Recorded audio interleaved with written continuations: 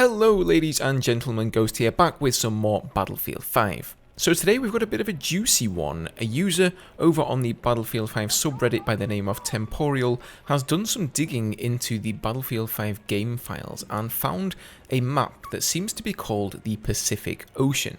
Now, it's not clear whether that is the official name for the map or it's just a placeholder, but it's at least part of a Tides of War challenge. Win one round on the Pacific Ocean, and the word "on" confirms that it's not just a game mode, at least not a regular one. So this challenge is located in week 9.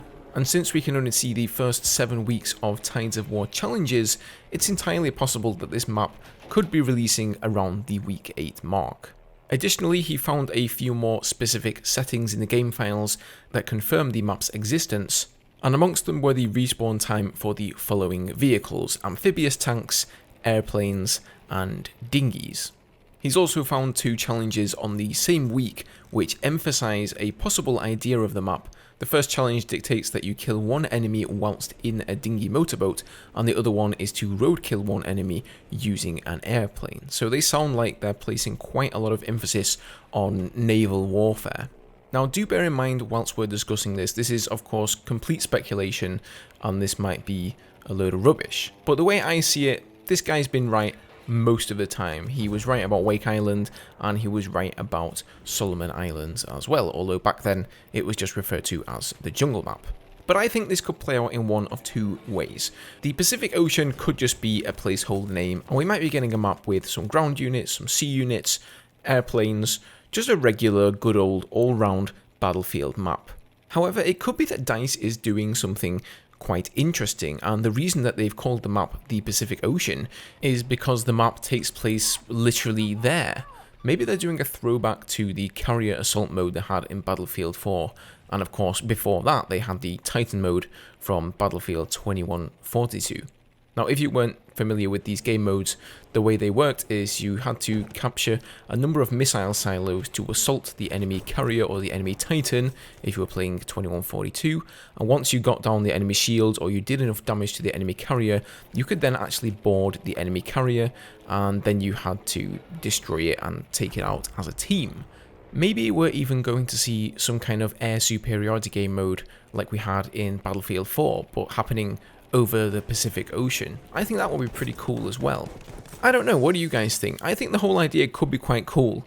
So far, we have those vehicles listed: the dinghy, the amphibious tank, and the airplane. All of these vehicles can go and traverse waterways.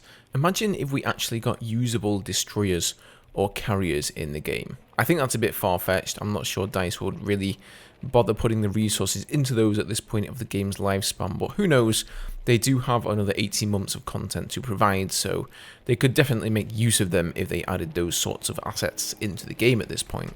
Now, moving on, we may also be getting our hands on a new recon gadget. So this same guy, Temporal, data mined a gadget demonstration video that DICE had in the game files of a new gadget called the Doppelschuss, which roughly translated means double shot, and you can see why. It's basically a projectile flare weapon. The difference to the normal flares being that these ones don't get a little parachute on them, they basically stick to enemy vehicles and other surfaces, and if it happens to attach to a vehicle, it will actually follow the vehicle along, illuminating anyone within the radius and spotting them up. Apparently you cannot stick these to enemy soldiers, although they do inflict damage on a hit. And indeed, one of the Tides of War challenges in the later weeks to come is where you have to kill one enemy using this gadget. And in addition, a little bit of information on returning game modes. We're going to see Outpost, Frontlines, and Rush, and the latter will be featured twice during this chapter. So there you go guys, a bit of interesting information there on what could possibly be to come. What do you guys think? This Pacific Ocean map, is it just a load of rubbish? Or do you think it could be situated over the ocean and really focus down on naval warfare and air combat? As always, leave me your thoughts down below. Thank you ever so much for watching the video, and I'll see you guys in the next one. Cheers.